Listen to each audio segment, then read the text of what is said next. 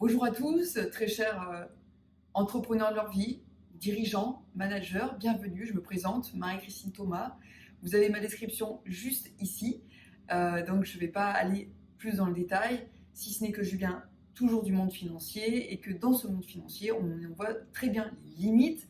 Et c'est pour ça qu'aujourd'hui, j'accompagne les leaders pour aller un petit peu plus loin dans la compréhension des chiffres et aussi dans la compréhension humaine. Et la compréhension humaine, ça passe avant tout par soi.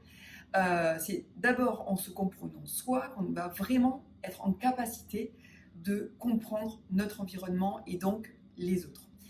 Donc, dans cette partie 3 de mon coaching, coaching numéro 3, nous allons voir la deuxième partie du volet des besoins, savoir comment est-ce qu'on trouve ces besoins. Donc, ceux qui n'ont pas vu la première partie de ce coaching numéro 3, je vous invite vraiment à aller voir, parce que si vous n'avez pas cette partie-là, vous n'allez pas pouvoir comprendre ce que je suis en train de dire. Donc évidemment, les besoins, ça permet quoi? Une meilleure communication, en tout cas une communication plus claire et beaucoup plus précise, qui va vraiment permettre en fait d'utiliser un langage universel, un langage commun à tous, qui va permettre d'être réellement compris et de faire avancer nos actions en entreprise, nos projets ou autres. Mais avant ça, ça veut dire qu'on doit d'abord passer par la conscience de soi. Et la conscience de soi, eh bien, ça veut dire comment trouver ses propres besoins. Et donc, ces propres besoins, eh bien, c'est pas toujours simple, en fait, de pouvoir mettre le doigt dessus. Donc déjà, ça passe par la première question, quels sont mes besoins? Comme on l'a vu dans la vidéo précédente, on a vu les besoins qui ont été évoqués par Maslow, qui sont des besoins universels partagés par l'ensemble de la population. Il y en a d'autres. Ce sont évidemment ceux-là les plus connus, mais par exemple, en ce moment, avant cette période de confinement, eh bien, on a vu un besoin très important qui est apparu, et je vais juste vous l'écrire pour que vous compreniez quels sont ces besoins. Et bien, c'est le besoin de temps. Celui-là, il n'a pas été évoqué par Maslow, mais je pense qu'il en fait tout autant partie aujourd'hui, parce que plus le monde s'accélère, ce qui n'était pas le cas à l'époque, et plus ce besoin de temps grandit en nous. Alors, ce qui est très intéressant, c'est que depuis que nous sommes dans ce confinement, eh bien, ce besoin de temps, il commence petit à petit à s'évaporer. Et je vous invite vraiment à justement prendre conscience que plus finalement on est seul avec soi-même, et moins on a besoin de temps.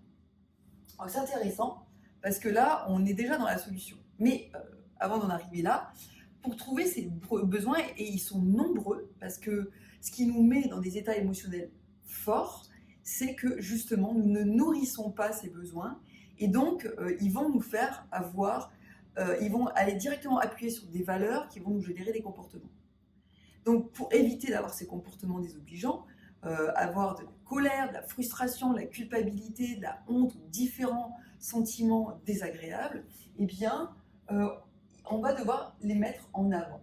Donc, eh bien, la première chose, c'est quels sont mes besoins? Ça, c'est une question qui est extrêmement compliquée à répondre. C'est pour ça que nous-mêmes, coach, eh bien, on est là pour faire votre miroir et justement pour vous les révéler, parce que en fait, on ne les voit pas. On a énormément de besoins, mais on ne les voit pas.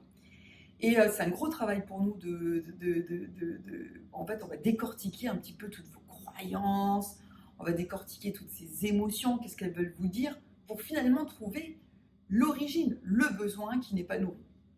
Alors, il y a aussi un autre moyen pour les trouver, c'est, donc comment trouver ces besoins, c'est qu'est-ce qui me manque?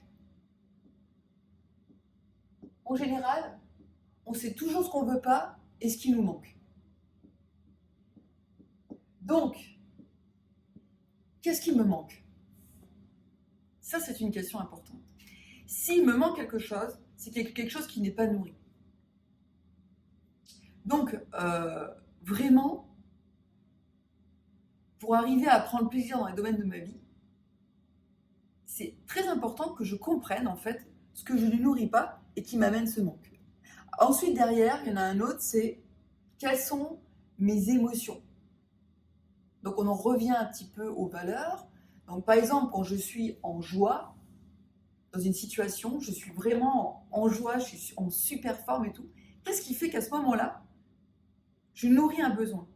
Parce que, en fait, je me rends compte qu'à ce moment-là, je fais peut-être une activité qui me plaît, je suis dans un environnement qui me plaît, mais en fait, concrètement, je nourris quelque chose à l'intérieur de moi qui va faire que je vais nourrir derrière une valeur et une émotion positive. Et à l'inverse, quand je suis en colère, quand je vais me mettre donc, dans tous les états émotionnels et les ressentis désagréables, honte, culpabilité, frustration, on va dire que ce sont l'énervement, qui sont vraiment des ressentis désagréables, eh bien, qu'est-ce qui fait qu'à un moment donné, je suis dans cette émotion-là, ou dans ce ressenti, et quel est le besoin derrière qui n'est pas nourri? C'est fondamental, parce que si on ne sait pas quels sont nos besoins, eh bien, on est complètement malmené par des émotions, et donc on est, entre guillemets, incontrôlable. La question, c'est pas de reprendre le contrôle de soi, mais prendre plus de conscience de soi et de se rendre compte de ce qu'on ne dit pas. Parce que l'émotion, c'est quoi? C'est quelque chose qui s'intériorise et qui ne s'exprime pas. Le meilleur moyen de se libérer des émotions, c'est la parole. C'est une manière d'autolibération naturelle, en fait, comme un système d'auto-guérison interne qui passe par la voix. Et d'ailleurs, les bouddhistes l'expliquent très bien, puisque eux, quand ils parlent de réalignement, ils parlent de esprit, voix, corps. Donc, en fait, ils ont compris que par la voix, on peut libérer des choses et s'auto-guérir. Voilà. Donc, le manque, qu'est-ce qui me met dans des états émotionnels? Est-ce que c'est l'environnement? Quel contexte? Est-ce que c'est l'activité que je suis en train de réaliser qui ne me plaît pas? Est-ce que c'est le comportement de la personne en face? Quel besoin n'est pas nourri? Quelle valeur est touchée? Voilà. Faire le lien, toujours, entre tout ça. Mes besoins, mes valeurs, et derrière, qui va me générer des comportements, des interprétations, puisque le mental n'est là que, on est d'accord, que pour interpréter le monde par les sens, et donc il va vous renvoyer quelque chose. Sauf que, en fait, ce mental, il vous a trompé. C'est un leurre, en fait. Et donc, on doit réapprendre réellement comment fonctionne le monde. Et le besoin est le meilleur moyen de trouver donc ce langage universel qui va nous permettre de reprogrammer notre mental sur quelque chose qui va permettre de communiquer avec l'ensemble du monde, en fait, et plus être dans l'individualité d'une communication où, en fait, on a l'impression de parler chinois à des Français. Voilà. Et donc, c'est très, très compliqué, ça crée beaucoup de frustration intérieure, de voir que les gens n'avancent pas, que les gens n'écoutent pas, que voilà, beaucoup de choses qui font qu'à un moment donné, on n'est pas écouté. Alors, évidemment, qu'est-ce qui fait à un moment donné et comment est-ce que ensuite on va passer à l'autre niveau? Ok, j'ai trouvé mes besoins, j'ai compris que ces besoins, en fait, jusqu'à maintenant, j'attendais que ce soit l'extérieur qui y répondre. Par exemple, le besoin de temps, eh bien, j'attendais que mes collaborateurs prennent plus de travail, ou j'attendais des choses qui sont extérieures, que mon fournisseur me livre plus vite, que machin, que truc. Ouais, il y a toujours des excuses qui sont extérieures, qui vont faire qu'on ne va pas prendre ce temps. Mais en fait, on ne va pas chercher réellement l'origine. Pourquoi j'ai besoin d'estime, de reconnaissance? Qu'est-ce qui fait qu'à un moment donné, j'ai ces manques intérieurs? Qu'est-ce qui fait que j'ai ces émotions qui viennent me perturber? Parce que justement, en fait, on nous a appris depuis toujours qu'on dépendait de l'extérieur. Donc cette notion de dépendance, parce qu'il y en a beaucoup aussi qui ont besoin de temps, mais il y a aussi le besoin d'indépendance, parce qu'on se sent dépendant de l'extérieur, en fait. Et ça ressort beaucoup aujourd'hui, ce besoin d'indépendance. Et donc, on va vers l'entrepreneuriat aussi parce qu'on a ce besoin-là. Est-ce que c'est parce qu'on est vraiment fait pour ça? Pas forcément. C'est pour ça que beaucoup d'entrepreneurs se plantent, en fait, parce qu'ils ne sont pas faits pour travailler seuls.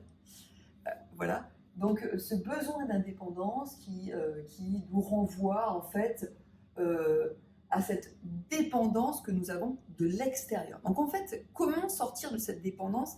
C'est quelque chose que l'on vit souvent à titre personnel, la dépendance affective, par exemple. On est dépendant de notre conjoint et du coup, si jamais il y a une situation émotionnelle forte, ça va nous déstabiliser complètement.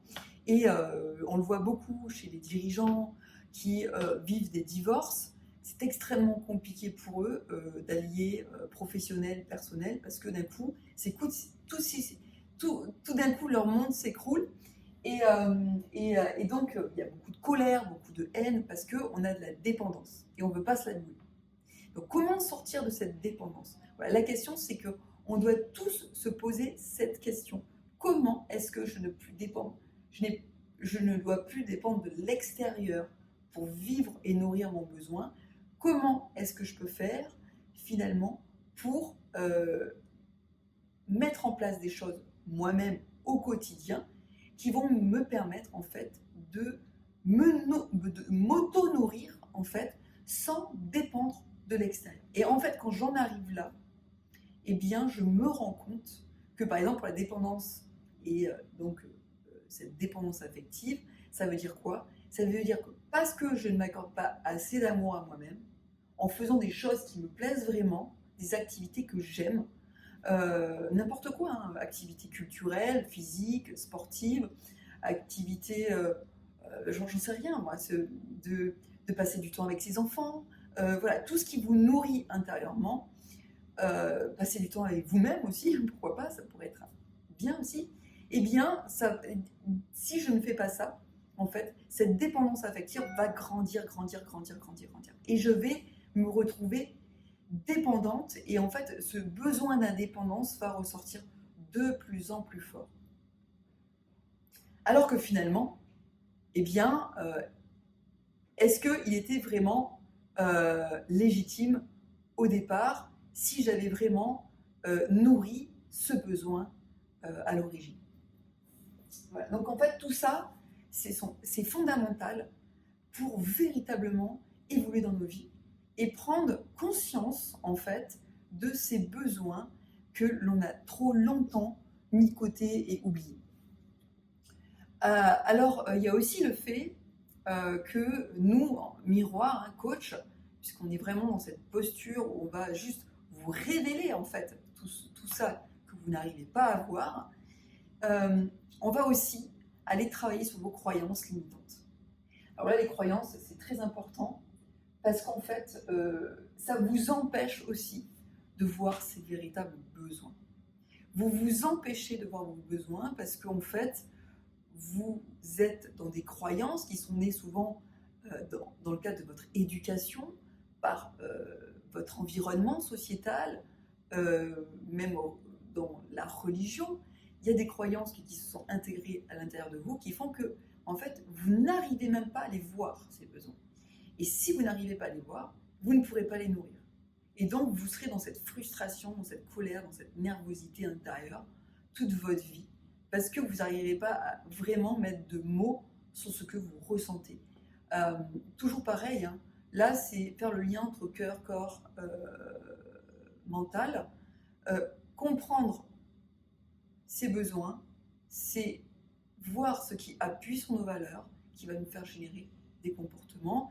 Et ces valeurs, ce sont avant tout ce qui va faire le lien entre valeurs et émotions. C'est qu'il y en a un, on va le mettre en mots, les émotions, c'est typiquement corporel. Et c'est le langage intuitif, le langage du cœur. Donc en fait, on va réemboîter tout le système. Et donc, qu'est-ce que ça va permettre? Du coup, toujours pareil, s'exprimer avec justesse, précision et d'une clarté totale. C'est-à-dire quand vous allez vous exprimer, vous allez dire à quelqu'un, là concrètement, j'ai besoin de ça. Alors, quand le besoin peut aller à l'encontre de la personne, on utilise la technique du sandwich. C'est une technique absolument géniale. C'est-à-dire que une fois qu'on a compris ses besoins, on est en capacité d'être dans la compréhension des besoins des autres. Et donc, comprendre le besoin de l'autre, c'est l'observer, le regarder, voir par exemple qu'il est débordé. Et vous allez placer votre besoin au milieu, c'est la fameuse technique du sandwich, c'est-à-dire que je comprends que tu as besoin de temps parce que tu es débordé en ce moment. Cependant, j'ai besoin, moi, que tu fasses ce travail-là parce que, on va dire, ça correspond à votre besoin. Et derrière, mais c'est pas forcément pressé, parce que plus je le presse et moins il va avoir du mal à le faire. En tout cas, il va le faire plus lentement, il va perdre du temps, parce que ça va lui générer de la nervosité, la tension, et il va perdre en efficacité. Donc moins je le presse, et plus il va le faire vite et bien. Mais sans cette pression interne et ce stress négatif qui finalement va lui faire perdre le fil de son travail. Donc c'est je comprends ton besoin, mais j'ai besoin que tu me fasses ça, mais en même temps, je valide quand même ton besoin, et parce que je valide ton besoin, je fais en sorte que j'y réponde d'une certaine manière. Voilà. Donc les besoins, c'est pas que dans un sens, c'est à double sens, c'est-à-dire que 1, j'écoute mes besoins, 2, j'écoute aussi les besoins de l'autre. Ça va demander d'être à l'écoute de l'autre. On ne peut être à l'écoute de qui que ce soit si on n'est pas à l'écoute de soi-même. Je suis désolée, mais c'est la base, c'est les fondations même de la communication, si on ne vous l'a pas apprise, en tout cas de l'intelligence émotionnelle et relationnelle. Et donc, une fois qu'on maîtrise ces deux intelligences, je peux vous assurer que votre communication va être d'une puissance inouïe. Voilà.